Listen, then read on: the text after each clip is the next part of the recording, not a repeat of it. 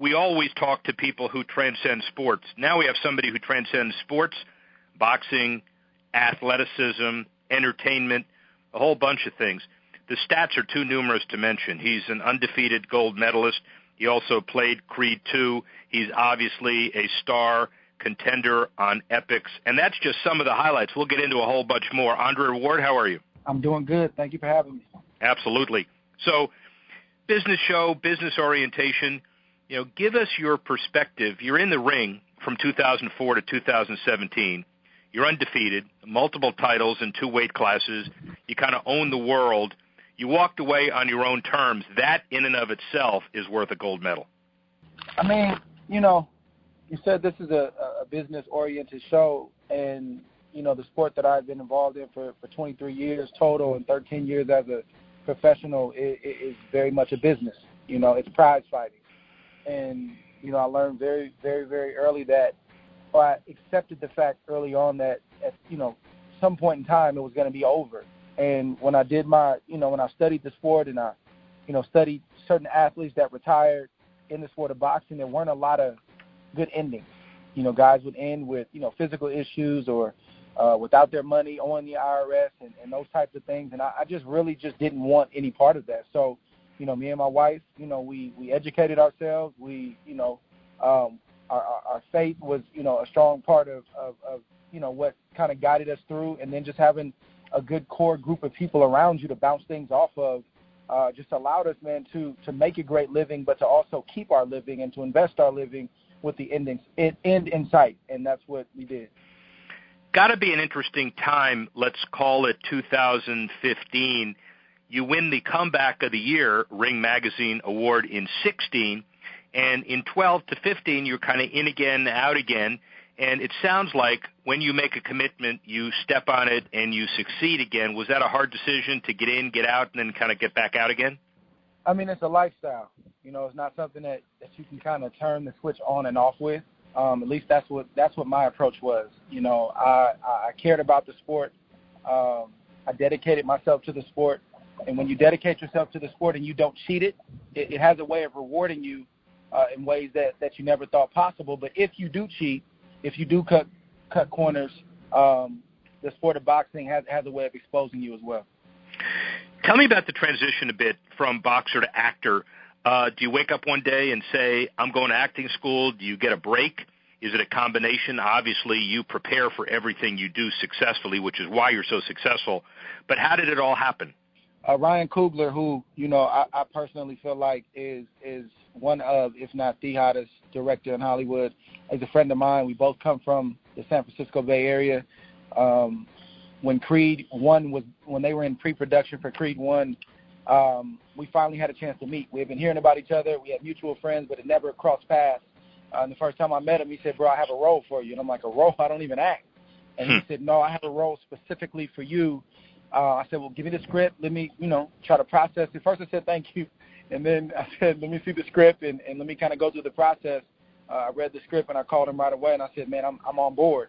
And that was the beginning of my acting career. And, you can reflect back a little bit on it now, obviously successful in both areas. What's the business of the entertainment business as an actor, differences and similarities between that and being in the ring for so many successful years?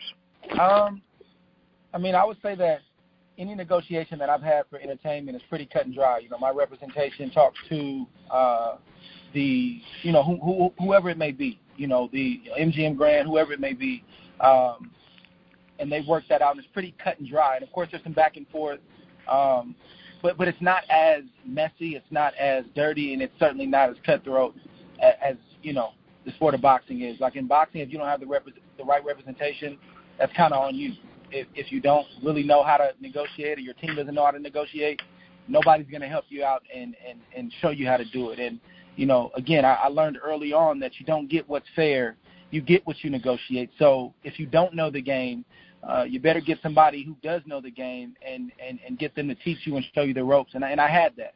I got connected with James Prince, who, is a business mogul. And, I asked a lot of questions. I did my own studying and preparation, like I told you earlier, but I also learned from him, and that helped me get through.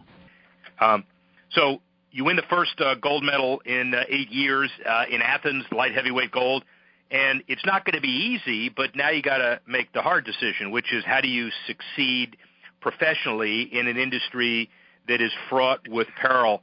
How do you prepare for life in the kind of the business aspect of being a boxer? I understand it's finding an agent you trust, et cetera, but it's got to be also more than that. It's a mindset, I assume.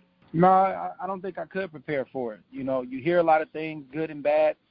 You probably hear more negative things than you hear positive. But I was fortunate. I was fortunate to start off with a man that had his own money before he got involved with the sport of boxing. That's not how he made his fortune. He was involved with the sport because he loved it. He believed in my story and he believed in my talent. So I started off the right way, and then as we went along, I learned the sport and I learned the different nuances of the game. Looking back on it, you have a magic wand. Maybe you need a bigger wand than just a one wand wave. You wave a magic wand, you change the business of boxing. What's your first change? No question, a boxers union. No question. We have no establishment. We have no one to fight for the fighter.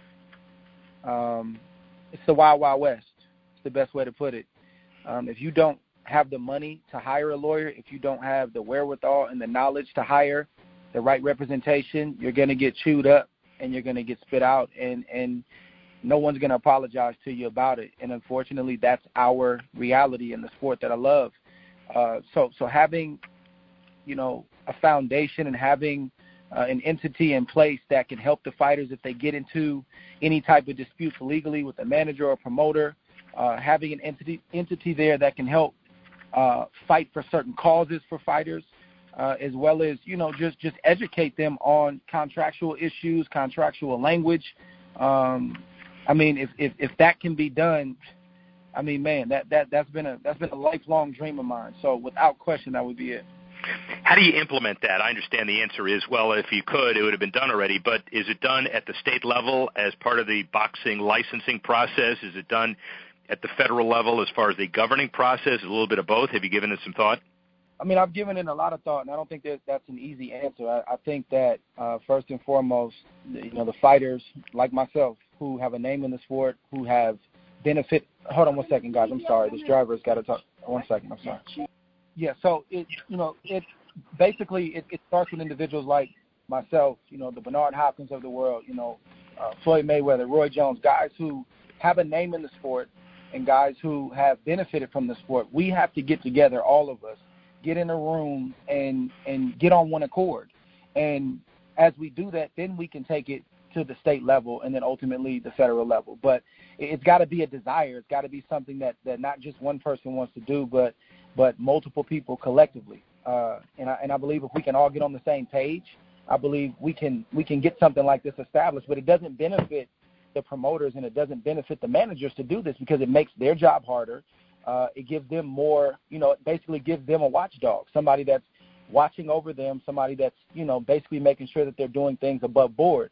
If you look at it, several years ago, the promoters, the guys who everybody says don't get along and can't get along, they formed a union. They got together in New York and they all signed a petition. And I'm not sure how healthy, their union is or if it's even still going, but that actually happened. Why can't the fighters, the guys who physically risk it all, the guys who actually are the ones that, they're the ones that people are paying to come see, why can't we all get together and establish something? So I guess finally, you've got experience, you've got the chops, you're intelligent, and you got a platform, you got a voice. And what it sounds like is you need people who are successful and who are visible to, in essence, try as hard as you can to begin the direction of cleaning up the sport. Yeah, again, it has to be a desire. It has to be, again, boxing is the Wild Wild West, and everybody kind of does their own thing. Like there is a fraternity, and there are times when we all get together and put our heads together. And, I can call Bernard and ask him advice. When I was going through a lawsuit in 2015, I pulled on Bernard a lot because I knew he had been there and done that. I've called Roy Jones several times. So there's moments like that where we do come together and you feel like it's a brotherhood. But I feel like for the greater good of the sport, everybody has to put their promotional and managerial interest to the side and say, listen, we love this sport. This sport has benefited us. We've been doing this since we've been kids, and we've gained a king's ransom to do it. Let's get together and establish something for the now, but more so for the future. Andre Ward, thank you very much. Rick Horrow.